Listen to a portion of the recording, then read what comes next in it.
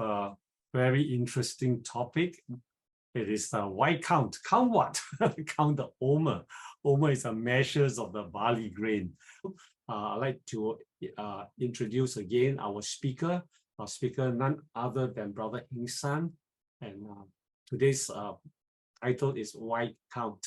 So over to you, Brother Hing San. Just now, this wonderful song, The King is Coming. Hallelujah. Yeah. Where on earth would you find such a verse in the Bible? When you hear a song like this, you must always ask yourself, was it invented by a songwriter?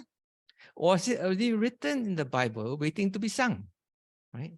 And there's one verse that comes to mind. It comes from Zechariah 9, where it says, "Rejoice, daughter of Zion. Shout, O people of Jerusalem. Your king is coming to you. He is righteous and victorious. He is humble, riding on the donkey." So when we come to God, we think he is high and holy.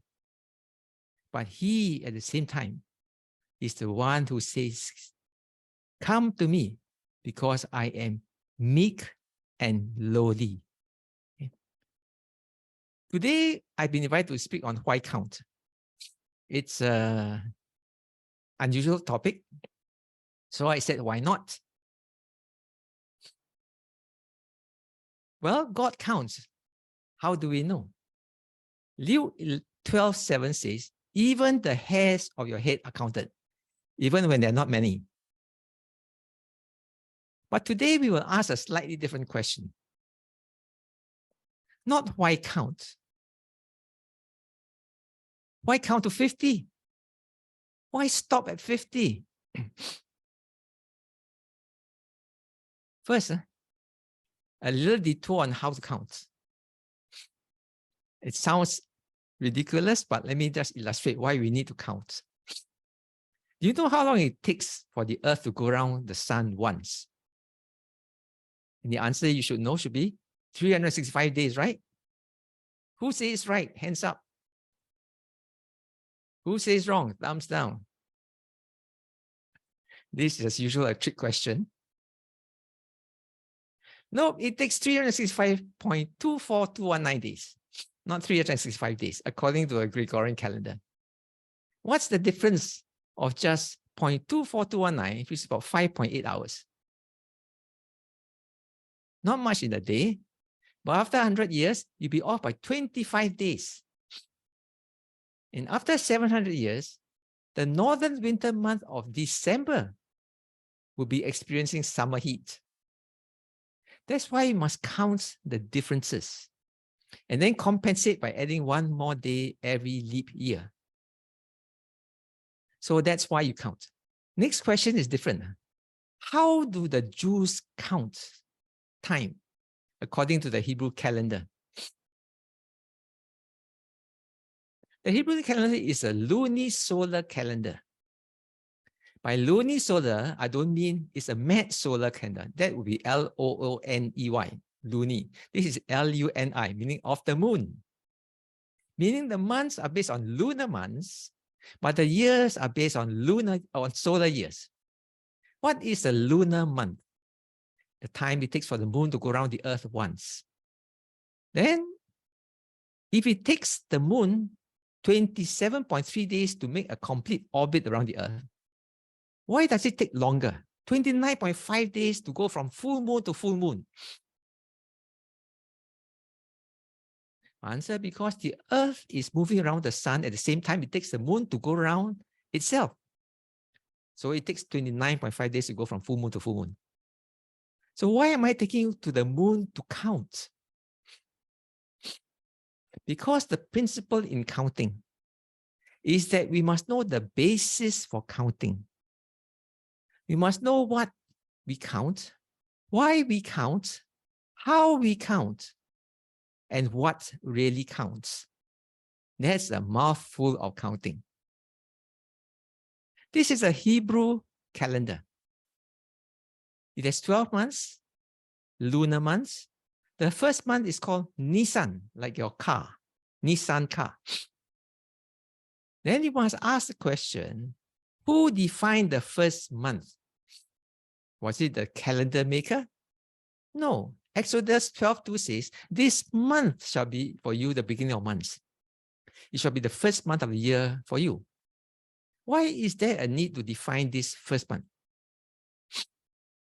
Because 14 days after the start of the first month, it's time to have lamb chops. It's time to slay the lamb for Pesach or Passover. Then when do you slay the lamb and when do you eat the lamb? Then you must know what they mean when they say a Hebrew day. It starts from sunset to sunset, not from midnight to midnight. And the first record of a Hebrew day is found in Genesis 1:5, where there was evening and there was morning the first day. Vayi eref, vayi boker, yom erhat, as it says in the Hebrew scriptures. Later, in Leviticus 23:32, the Day of Atonement, as also called as Yom Kippur, is defined as lasting from evening to evening, not midnight to midnight. So the point, the Hebrew day starts from evening to evening. And the principle, we must know the basis for counting. What we count, how we count, why we count, and what counts. Now that we have the Hebrew calendar out of the way, do you know when the feasts are celebrated? And how many are there? Okay. If you were given the job of having 7 feasts a year, how would you arrange them? All in one binge or spread out equally across the months? There are 7 feasts listed in Leviticus 23, and the ESV captions the whole chapter with the headline, Feasts of the Lord. This is the first feast, Passover, called Pesach in Hebrew, followed by the unleavened bread, then the first fruits, then the Feast of Weeks, called Shavuot in Hebrew, Feast of Trumpets, Day of Atonement, called Yom Kippur, and Tabernacles in Hebrew, called Sukkot. The 3 main feasts are in bold letters. Pesach, Passover, Shavuot, Weeks, which we call Pentecost. How did Pesach become Pentecost? Because translated into Greek is Pentecoste, which means 50th. And the last, Sukkot, which means tabernacles. So these are the names. Now we go one more step deeper. What's the basis for these names? Why Pesach? Why not Pisak or Goreng Pisang, right? Why Pesach? Pesach comes from the verb pasak, which means Passover. From the verse which says, the Lord will pass over the door that is covered in blood. Why Shavuot? Shavuot is the plural for the week called Shavua. Okay. And why is it the third main feast called Sukkot? Because it's the plural noun of sukkah, which is a tent, a hut. So now you know the basis of the names for the main feasts. But why should these 3 be the main feasts? Why not the others? Because these are called pilgrim feasts, meaning as pilgrims, you must turn up, make your journey to Jerusalem. And they are feasts in the truest sense because they require a time of celebration. Where is the proof that they are pilgrim feasts? Exodus 23:14 says, 3 times a year, you shall keep a feast to me. Or in Hebrew, this verse reads like this, Shalosh regalim tahok li bashana. Literally meaning 3 legs. 3 legs, okay? You shall celebrate to me in a year. But that's bad English, okay? So the translator has to grammatize it so that you can accept it. What are these 3 feasts? In the next verse, 23:15, it says, you shall keep the feast of unleavened bread. 16, it says, you shall keep the feast of harvest of the first fruits, that's Shavuot. And then it goes on to say, you shall keep the feast of ingathering at the end of the year, which must be tabernacles. Then the next question. Today we are called counting. In the whole chapter of Leviticus 23, it mentions the counting of the Omer. Where would such a counting fit in? It fits in between first fruits and weeks, as shown on your slide, right side and left side. Okay? This count which lasts 50 days, 49 plus 1. Okay? Today's topic is about counting the Omer. In Hebrew, the name is Sephirat HaOmer. Okay? And the way it's written in Hebrew is the last line. Read from right to left, not left to right. What is counted in each of the 49 days are the days between Passover and Shavuot, the Feast of Weeks. This 49-day period is called the Omer period or the Sephirah. The basis for counting is from the command to bring an Omer offering, or in English, you call it a sheaf offering, on the first day, and on the day after the 49th day, which is the 50th day, which is called Shavuot. Let me put this on a timeline, the way Singaporeans like to understand when to start, when to finish, and when to bring out the champagne. Okay? It all starts on the 14th day of the first month, which is called Passover Preparation Day. Why is it a preparation day? Because on this date, called 14 Nisan, before evening at 3 p.m., the Passover lambs are slain. At sunset, which marks the beginning of the next day, that's the beginning of 15 Nisan. And the start of this day, which begins at evening, the roasted lambs, which have been slain earlier on 14 Nisan, are eaten after sunset. So on 15 Nisan, we get the beginning of a 7-day feast called the Feast of Unleavened Bread. This is the second day of Passover. In this 7-day feast, the first and 7 days are Sabbath days or Sabbath-like days. The next day, after this Sabbath day of 15 Nisan, must be 16 Nisan. It's called the Feast of First Fruits. The first fruits here refers to the barley harvest because it ripens roughly 50 days before the wheat harvest. When does the Feast of Weeks happen? 50 days later, counting 50 days from the third day after Passover, 50 days after 16 Nisan. This 50th day in the New Testament is called Pentecost. Pentecost, okay? It's 50 days counted from Easter Sunday. What are we interested today is the number of days bounded by this oval. Okay? And it's called the counting of the Omer. Okay? As counting of Omer is quite unfamiliar to most Singaporean Christians, I would say. Okay? I would suggest we spend time reading through just these few verses from Leviticus 23. I will start by reading from verse 9 to 21. You can follow the words on the screen, or you can follow it in your favorite version on your e-Bibles. Verse 9. And the Lord spoke to Moses, saying, "Speak to the people of Israel and say to them, when you come into the land I give you and reap its harvest, you shall bring the sheaf of the first fruits of your harvest to the priest. And you shall wave the sheaf before the Lord, so that you may be accepted. On the day after the Sabbath, the priest shall wave it. And on the day when you wave the sheaf, you shall offer a male lamb a year old, without blemish as a burnt offering to the Lord. And the grain offering with it shall be 2/10 of an ephah of fine flour mixed with oil, a food offering to the Lord with a pleasing aroma. And the drink offering with it shall be of wine 1/4 of a hin. And you shall eat neither bread nor grain nor parched nor fresh until this same day, until you have brought the offering of your God. It's a statute forever throughout your generations in all your dwellings. You shall count 7 full weeks from the day after the Sabbath, from the day that you brought the sheaf of the wave offering. You shall count 50 days to the day after the 7th Sabbath. Then you shall present a grain offering of new grain to the Lord. You shall bring from your dwelling places 2 loaves of bread to be waved, made of 2/10 of an ephah. They shall be made of fine flour, and shall be baked with leaven as first fruits to the Lord. And you shall present with the bread 7 lambs a year old without blemish, and 1 bull from the herd, and 2 rams. They shall be a burnt offering unto the Lord, with a grain offering and the drink offerings to the Lord, a food offering with a pleasing aroma to the Lord. And you shall offer 1 male goat for a sin offering and 2 male lambs for a year old as a sacrifice of peace offerings.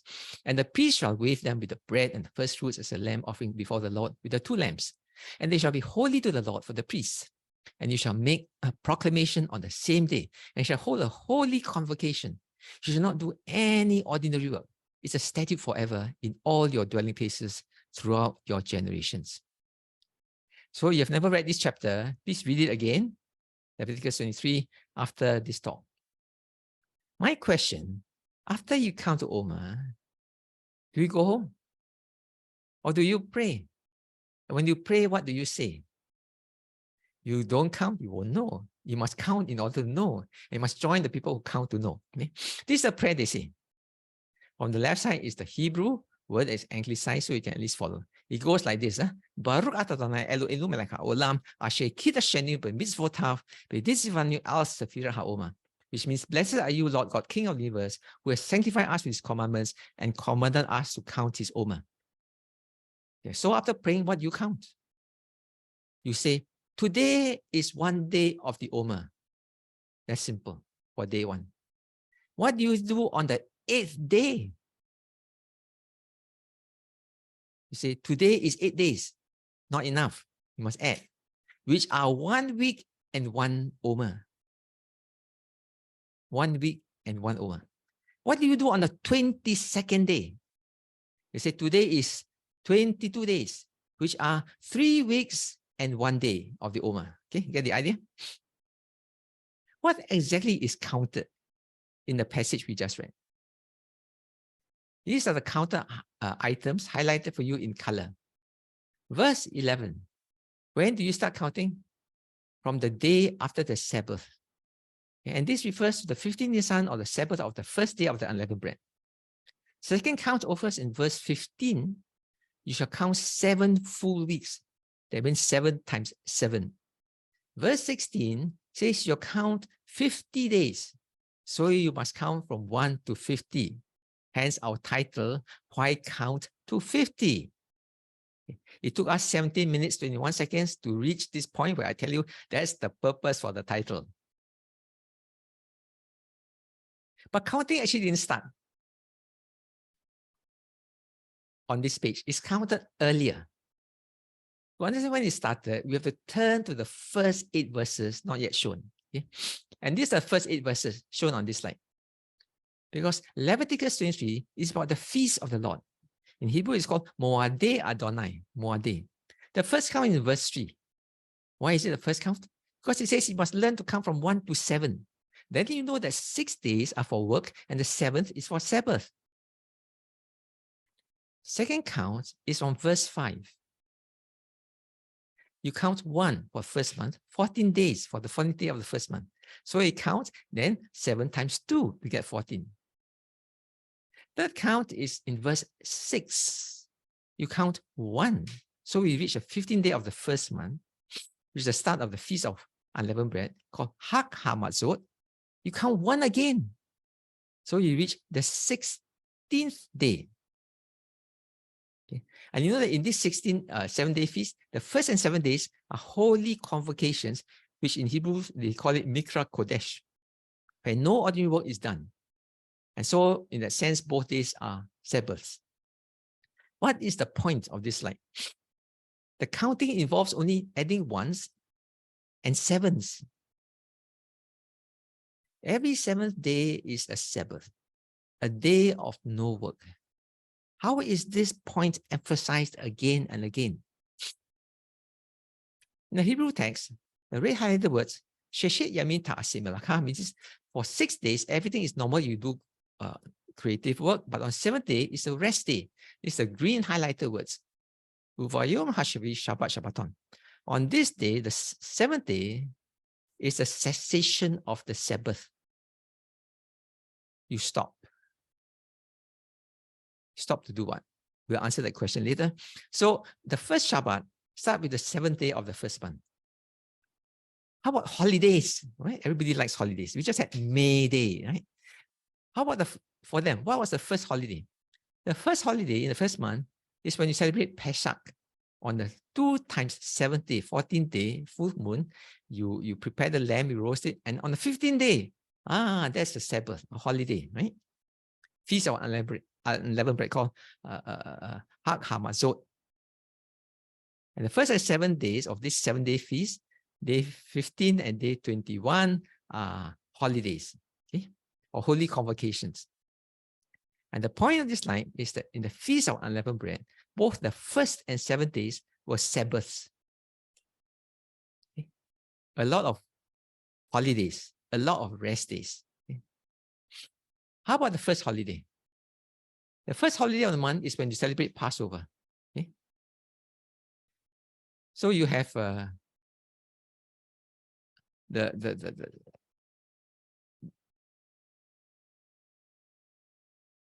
let me get this right. Yeah? You shall have your first holiday here, on the 15th day of the month. And the second holiday is on the 7th day following the 15th day of the month. Okay. Where then do you find the instructions on the Omer count?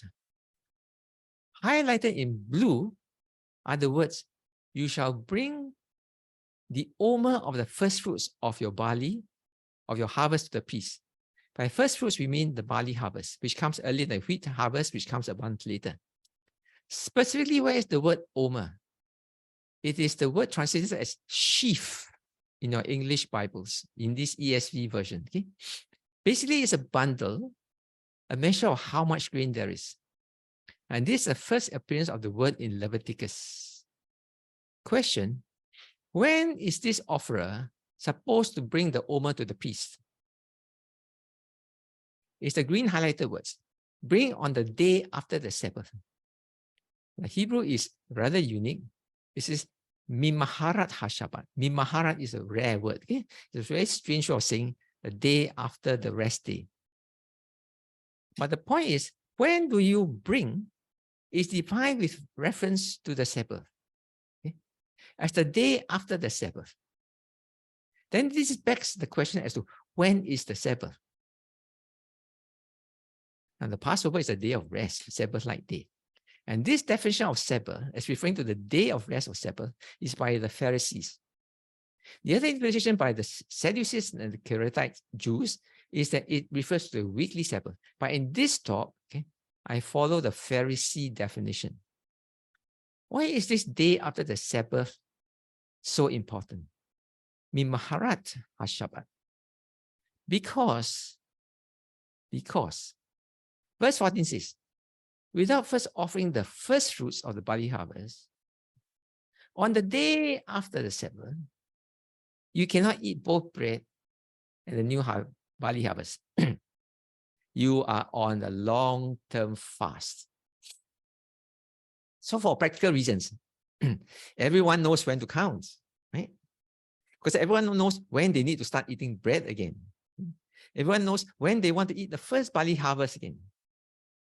It is until one presents the first harvest of barley as a first fruits offering, when one day after the Feast of Unleavened Bread, one day after the Sabbath, which is the first day of the Feast of Unleavened Bread, the counting of the Omer starts. Put starkly, counting the Omer counts only if you want to eat bread. Only you want to eat the fresh grain from the barley harvest. Okay? The day you start counting is called Yom Bikurim, the day of first fruits. When do you start this count? The blue verse in 15 says, start the day after the Shabbat of Passover. That's 2 days after Passover, or 1 day after the start of the Feast of Unleavened Bread. How long is this count? This count is 7 Shabbats to the day after 7 weeks. That is to the 50th day. Okay. See the green words. Okay? What do you bring after counting when you reach day 50? Well, you start to bring a new meal offering. Why is it called new? Because this 50th day offering at Shavuot requires 2 loaves of bread made with leaven. The purple words are sheteh ha-lahem, 2 loaves of bread, okay, made of wheat with leaven. That's very unique. I'll explain to you later. But first, let's recap the changes before Passover until the 50th day. At Passover, the bread you ate was unleavened. It has been unleavened since 14 Nisan. On the second day of Passover, that is 15 Nisan. Okay? The feast of unleavened bread begins. And for 7 more days, you will have to eat unleavened bread because it's the feast of unleavened bread. On the 3rd day after Passover, which is 16 Nisan, you offer an Omer from the barley harvest. The name in Leviticus 23 is first fruits of your harvest. Literally in Hebrew, is Reshit Kitzchahem, first fruits of your harvest. And 50 days later, after the 3rd day of Passover, you reach the Feast of Weeks called Shavuot in Hebrew. On this 50th day, you offer a new meal offering, verse 16, okay, a new grain offering in English, or in Hebrew, a minha hadasha. What makes this new is that 1, there's leaven. 2, the weight has doubled to 2 omers, 2 loaves, 2 omers. What's offered is not just stalks of wheat, but bread, which is wheat flour and leaven and water making dough, which is baked. So it has changed in form from stalks of wheat to homogeneous leavened bread. What's new is also the name given to the 50th day offering of first fruits, which comprises 2 loaves baked with leaven. And the purpose is given in verse 17, okay, is as the first fruits to the Lord. The Hebrew expression for these first fruits is Bikurim la Adonai. Therefore, this 50th day is called Yom HaBikurim, which is the day of first fruits in Numbers 28:28. Although the 50th offering is chronologically the second offering of first fruits, this time wheat being the first fruits compared to barley for the first offering of first fruits. Are you confused? Yes, okay. That's another way of putting it. To think of first fruits so you don't get confused. In the 50 days of Omer counting, only the first and 50th days are celebrated. Okay? The first day you celebrate with 1 Omer of barley sheaves being waved. 1 Omer. The 50th day celebration requires you to bring 2 Omers worth in weight, okay, of wheat in the form of 2 leavened loaves of bread. Fourthly, the first day offering of first fruits of your harvest is called Reshit Kitzchahem. The 50th day offering of first fruits is called Bikurim. Why do I go to such length? So that you get the chronology out of the way, you get the terminology out of the way, and now we can start. By the way, if you ever read any legislation of Singapore, they start with a few pages of definitions. This act exists for this purpose, and these are how the terms are defined. That's what we've been doing for 28 minutes, by the way. At Passover, what was the restriction on food? At first fruits, there was also a restriction on food. Were both restrictions the same or different? At Passover, bread could not have yeast. But the restriction of yeast was lifted after Passover, chronologically after the 7-day feast of unleavened bread, which followed Passover. For the first fruits of the harvest offering, called Reshit Kitzchahem, until they are brought the offering called Korban, comprising 1 omer of fresh barley stalks of grain. Verse 14, you cannot eat. You cannot eat what? You cannot eat bread. You cannot eat new grain. When is this restriction in 23:14 lifted?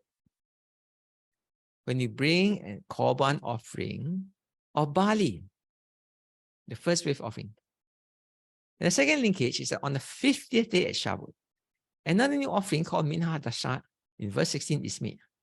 It comprises the first fruits from the wheat harvest, along with 7 lambs, and the special name given to the new offering is called Bikurim. What makes this special? Well, the loaves are made from wheat harvest and baked with leaven. This is the only time of the year where leavened bread is offered on the altar. Because Leviticus 2:11 makes it very clear, you cannot use leaven as honey as an offering made by fire to the Lord. So to recap, at Pesach or Passover, there's no leaven. At Shavuot, there's no leaven. 2 loaves offered on the altar just once a year. So what's the significance of the Omer offering? Well, there's Omer counting only because there's Passover. And Passover is not just a feast reminding us of freedom from slavery, but also of Shabbat. Also of Shabbat, with this rest. Because Shabbat teaches us to rest. Because creative work cannot go on forever. It must stop or it will destroy the creation. Just as God, the great creator, stopped, rested on Shabbat, so that when he stopped creating, he had to start having a relationship with us. He could enjoy us and we could enjoy him. We too must learn to Shabbat, learn to stop. And the Passover is our day of rest with respect to vegetation. You say, huh? What vegetation? According to a Rabbi Fortman, there are 2 cycles of life and death we bring to the plant world. For example, in bread making, the cycle comprises the first step of bringing death. When that happens, when you cut the wheat stalks down to size, pound the wheat seeds into flour, killing the wheat as it were. You cannot plant wheat flour and hope it germinates, right? Second step is when you add water to the flour, then you get yeast multiplying it, making rise. And then when it's alive, you bake it and you kill the yeast.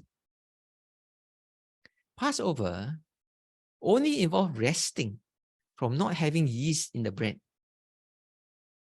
That's resting from the second step. Passover did not rest from the first step, which is resting from the cycle of planting and harvesting. When do you rest from both? Planting and harvesting, as well as eating leaven. Let's just zero in on the first 3 days of Passover. 14th day, you celebrate, you slaughter the lambs. 15th day, you eat your barbecue lamb. 16th day, you offer the first fruits of your barley harvest. Okay? On 14 Nisan, you rest from yeast. Correct? On 16 Nisan, your rest from harvesting the first fruit of barley grains is lifted once you bring the Omer offering. That's in Leviticus 23:14. And then you can harvest and eat all the fresh barley and eat bread again. Which means 15 Nisan is the only day you rest completely from eating yeast, that's unleavened bread, and also rest from harvesting. The only day of complete rest in the agricultural cycle, which starts at Passover. So this pattern of rest is modeled on the Sabbath. The day after the Sabbath of Passover, you bring the Omer offering, and this Omer offering ends the rest from harvesting. So you eat the fresh barley grain, and 50 days later, the fresh wheat harvest. This is what we call a return to normality. The eating of leavened bread again signals the end of eating unleavened bread. A return to normal life from the perspective of Passover. The eating of fresh grain from a barley harvest signals the end of your rest from harvesting.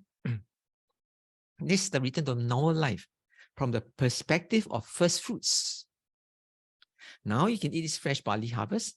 You can also offer barley on the altar for 7 weeks. But I say but twice in practice, the Jews regard barley as a grain fit for livestock. Okay, and what is fit for humans is wheat. So wheat will be offered instead.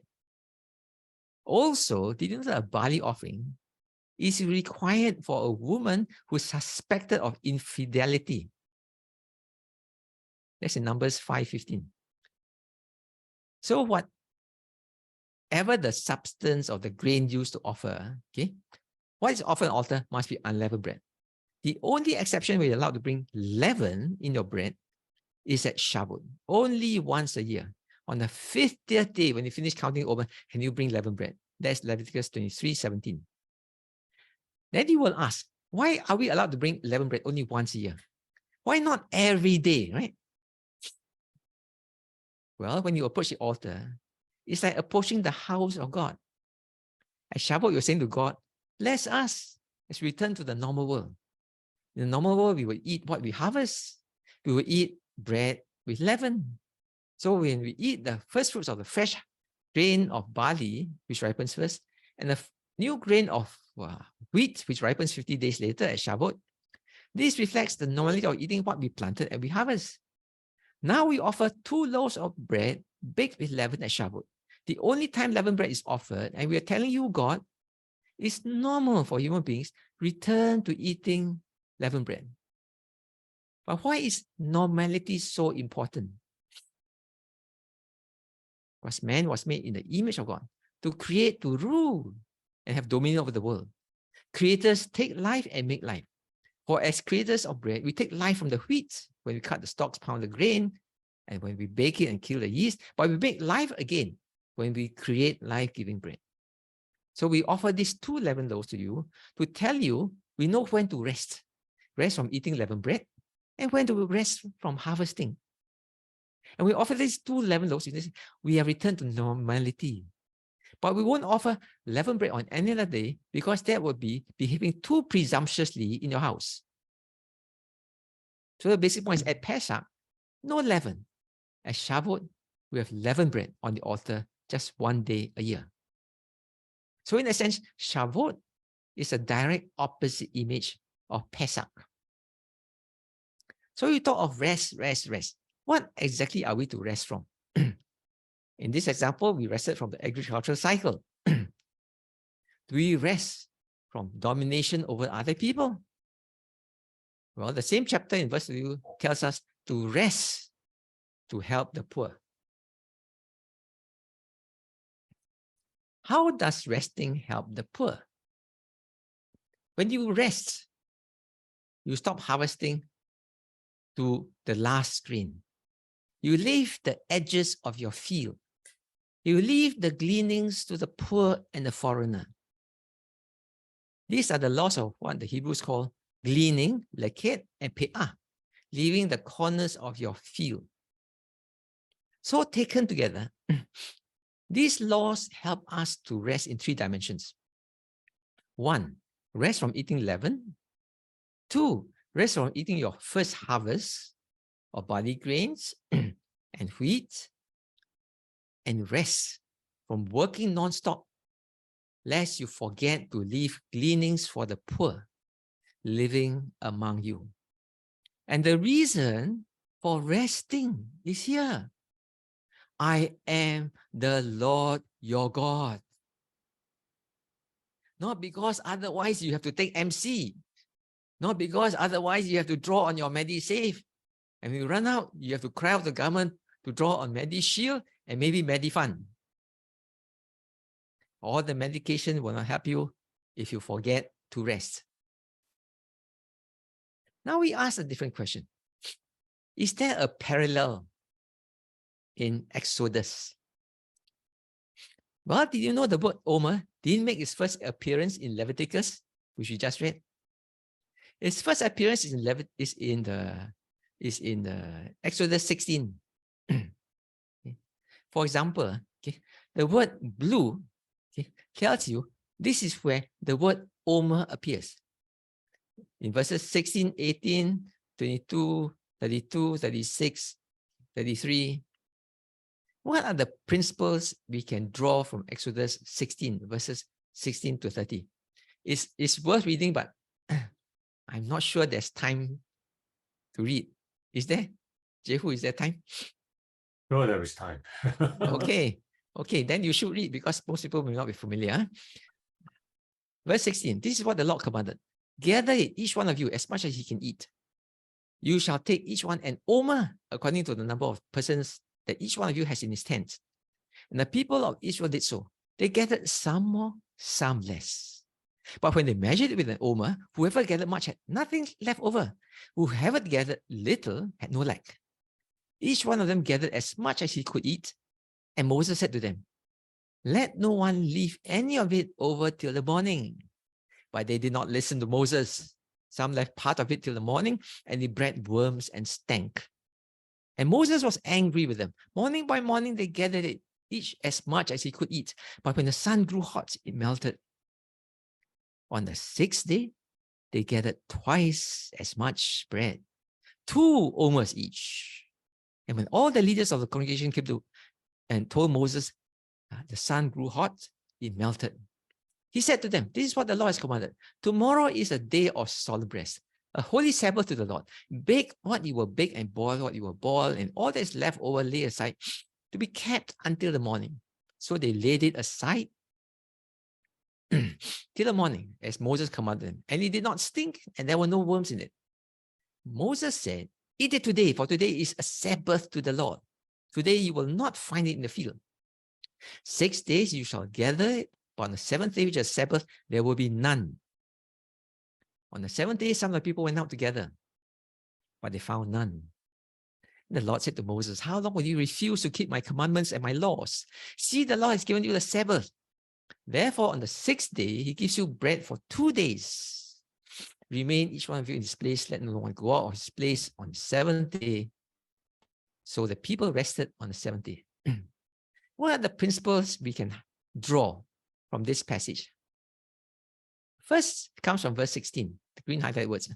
The people are to collect manna for themselves, not just for themselves, but for the household.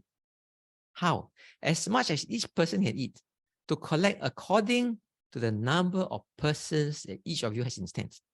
Second principle, the red highlighted words. Okay. Verse 21. God gives you daily manna. The same way you cannot give us our daily bread. Okay.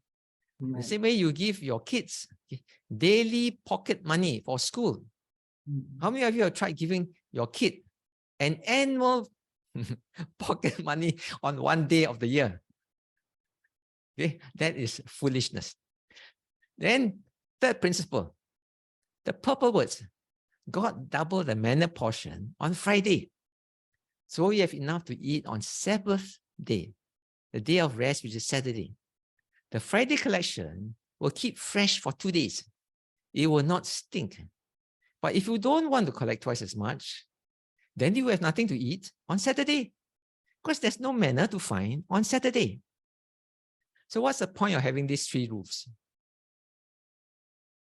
The first rule was, how do you enforce the command to collect enough for a day and not to over-collect?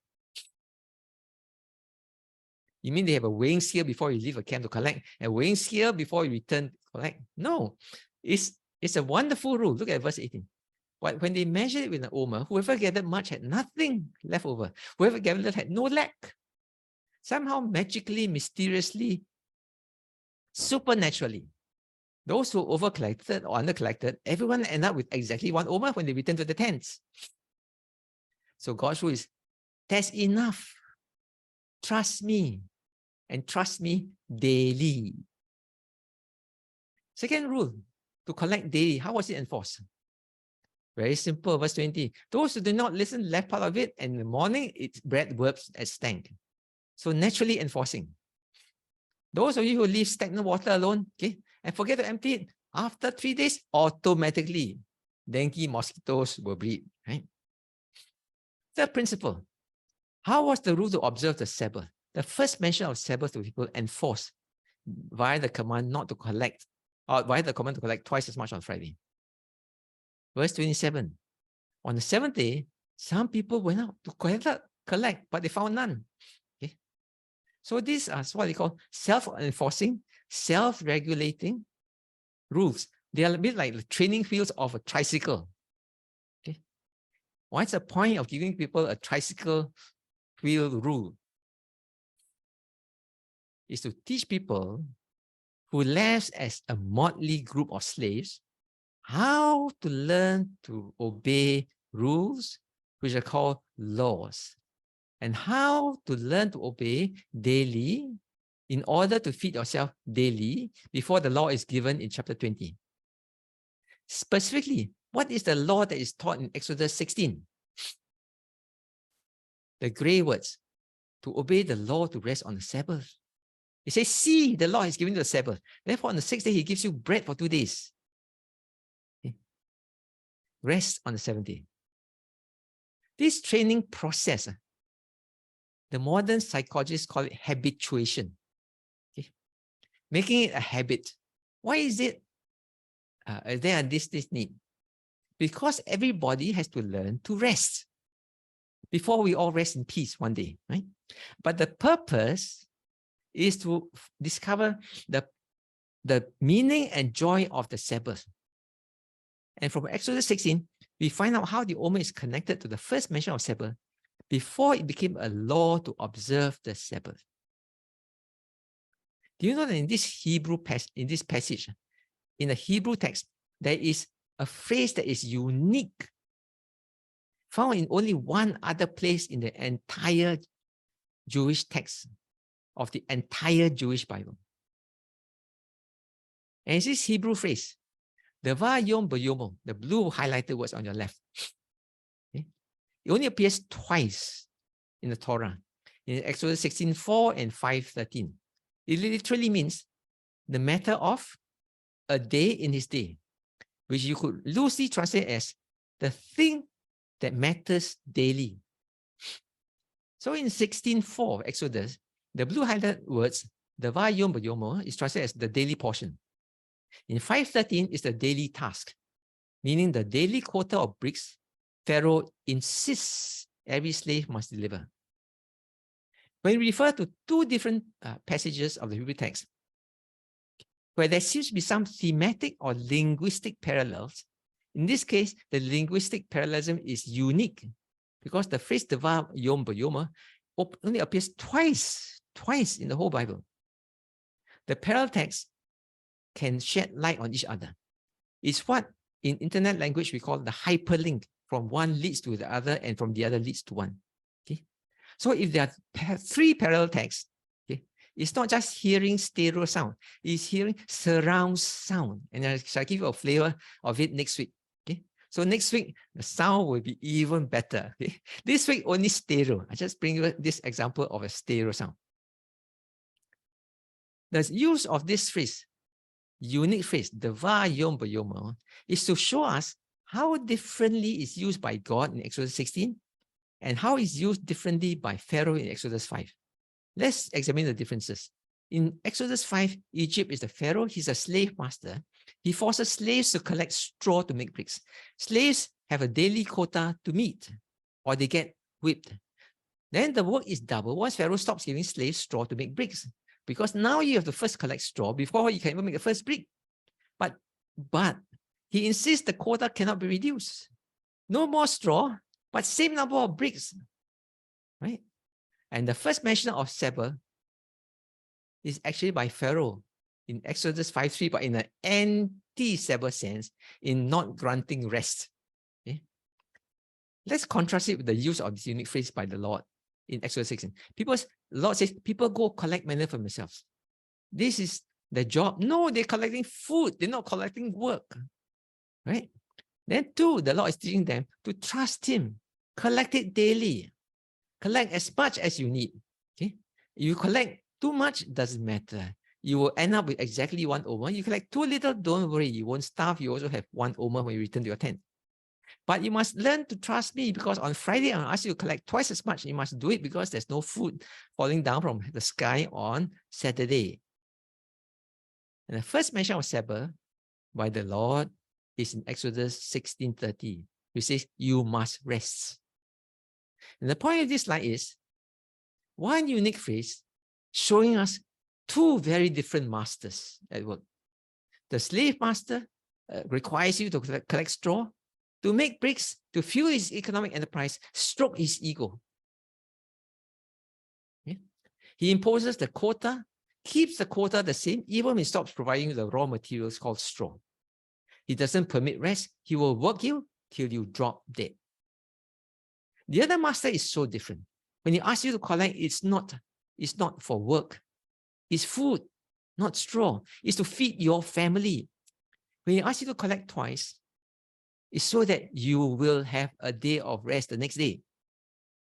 And that's why he makes the word Shabbat, the Sabbath, appear in Exodus 16. How do you know Sabbath uses Shabbat earlier, but in an anti-rest way? In Exodus 5:5, okay, Pharaoh sarcastically replies to Moses, why do you take these people away from the work? In verse 4 and in verse 5, he adds, and you make them rest from their burdens. The word for rest he uses hishbatim. Why do you cause them to stop working? Why do you cause them to rest? Don't you know that productive and economic output will drop? Then they got no NWC. Oh dear. Put bluntly, Pharaoh in Exodus 5:17 is saying, you are idle, you are idle. Okay? When you say, let's go and sacrifice to the Lord, that's like telling the slave twice. In Hebrew, nerve him, idle, idle. That inflicts hurt, psychological, emotional trauma etched permanently in the memories of slaves. Contrast this with the Lord in Exodus 16:30, insisting no commanding rest. Why does the Lord command us to rest? Because we can forget to stop and rest. Because only in rest can anyone find restedness. Our restedness is not in rest. Our restedness is resting in Him. For that is the rest that Hebrews, the book of Hebrews, tells us, look out for. So we find the command for the Sabbath day of rest repeated very often in Leviticus 23. Leviticus uses two words for the Sabbath. There's Shabbat, called the Sabbath, but there's also Shabbat, Shabbaton. Literally the Sabbath of cessation. How do you translate Shabbat, Shabbaton?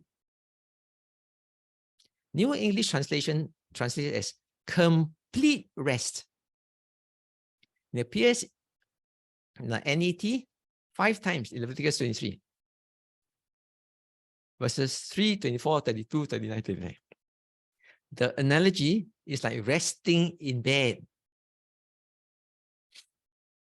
Here the verses NET translate as complete rest.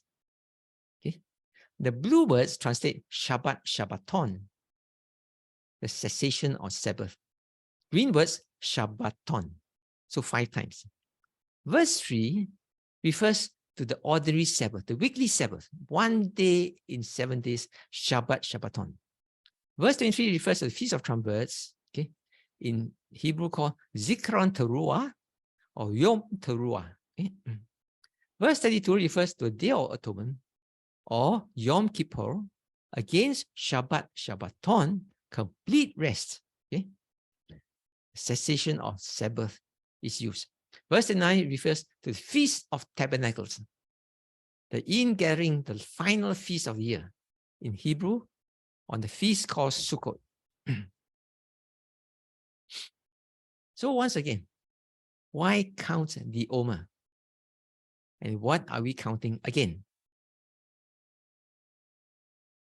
First, we count 1 to 7. And so we remember to rest 1 day in 7. Remember the Shabbat. 2, we count 1 plus 1. That Passover is a Shabbat, and so is the day after, which starts the Feast of Tabernacles.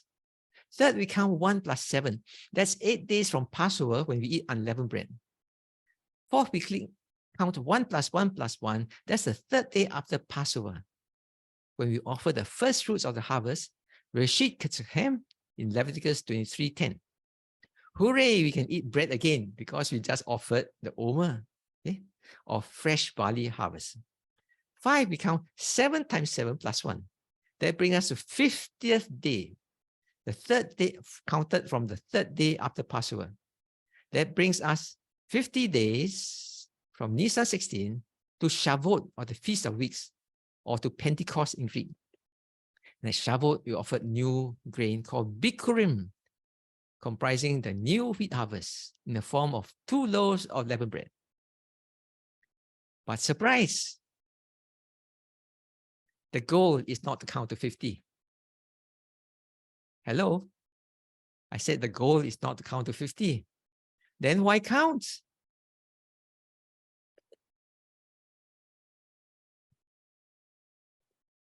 And the answer must be because.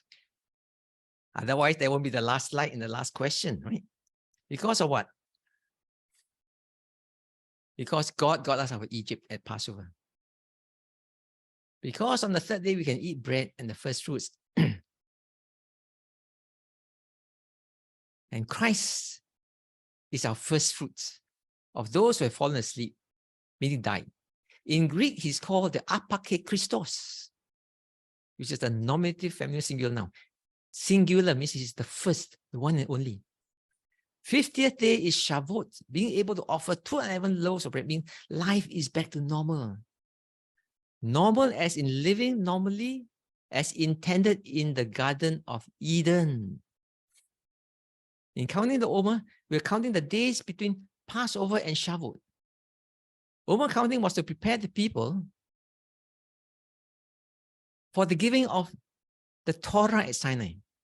So although Shavuot started as an agricultural festival, it was later linked by the rabbis to the giving of the Torah at Mount Sinai, which is called Matan Torah, by this verse in Exodus 3:12, which says, where God tells Moses, when you bring the people out of Egypt, when? At Passover, you will all worship me at this mountain. When? When you reach Mount Sinai. Right? And Omer counting is not just training before the law giving. It's linkage with Exodus 5 via the unique Hebrew phrase, the va yom bayoma, is to tell us we need to trust the lawgiver. He's so different from the slave master because he wants us to be healed. And we need to trust him to be healed through the simple training wheel laws. When I tell you I give you daily, I really give you daily. When I tell you don't hoard because you have enough, you will always have enough daily. When I tell you to collect twice, it's so that you can rest. More importantly, when you learn to trust me, you learn to rest, you will have time for me. So will you hang out with me when you learn to trust me? And then Omer counting is, of course, the prelude to the giving of the law. My law is good, the Lord is saying, but you must first learn to trust me. It's not like the law of the slave master. My law heals you. It's medicine, as the Proverbs say, to those who will heed it. Okay? My law heals. It shows you the way to life, not just for yourself, but also as a community. And later as a nation, when you become one, so that you may become a light to all the other nations. So Passover, in this concluding slide, let me say, was about taking you out of Egypt. The counting of the Omer led to Shavuot and prepared the people for the giving of the law. A law to teach us how to live life. Okay? A law to teach us how to take Egypt out of ourselves. But if we know the law and we have the law, why then is there a yearning for the cucumbers, the melons, the leeks, the onions, and the garlic of Egypt? Why did the people in the Bible say they have lost their appetite for manna? Remember, these are people who crossed the Red Sea, but they kept turning back to look at Egypt. They pined for Egypt. They found walking to the promised land burdensome. They lost their appetite for the promised land. They have been taken out of Egypt, but Egypt has not been taken out of them. So who can save us from this wretchedness? Thanks be to Christ. He is our Passover lamb. He takes away the sin of the world. No more ritual sacrifices. It's our permanent exit from Egypt. Thanks again to Christ for sending us his Holy Spirit. In Greek, it's another parakletos, who circumcises our hearts. So we yearn not just to leave the land of slavery, but also to desire the promised land. Because it's one thing to leave Egypt, it's one thing to cross the Red Sea. It's another to be just contented with wandering in the wilderness and not want to walk on into the promised land. For only after our spirit turns our hearts of stone into hearts of flesh will we be able to recall fond memories of Eden. Will our compass turn towards the Lord? Will we repent and in gratitude worship the Lord our God and love him for who he is with all our hearts, with all our soul, and with all our might? It is the Lord who redeems his people, physically with the exodus from Egypt at Passover, and spiritually with the gift of his word at Shavuot. Without God the Father, who graciously and completely redeems us through the satisfactory work of the Son at the cross, through the outpouring of the Spirit and his faithful agency, there is no salvation. For salvation belongs to the Lord. So glory be to the Father, and to the Son, and to the Holy Spirit, as it was in the beginning, is now, and ever shall be, world without end. Amen. Amen. Amen. Thank you, Brother Ingsan. I think the rest of you are not too familiar with Leviticus 23. I just want to point out that there are various types of Shabbat. There is a Shabbat of the week, which is on the seventh day, based on the Hebrew calendar. But what Peng San is talking about Shabbat is Shabbat of the feast. All right, Shabbat of the feast, Passover, Pentecost, and also the unleavened bread.